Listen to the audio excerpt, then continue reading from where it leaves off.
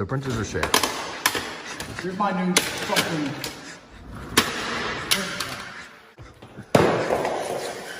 I'm gonna do it back his head office and punch someone in the face.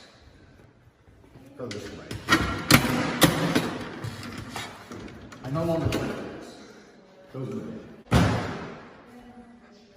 I'm happy. I no longer have to worry about changing the film on my print. Problem solved. You sent me upstairs to get a network cable. I come back downstairs and you kick the fuck out of the printer. It annoyed me. So now Now we don't have a printer. so how do we print things? We told Georgiana to go buy one.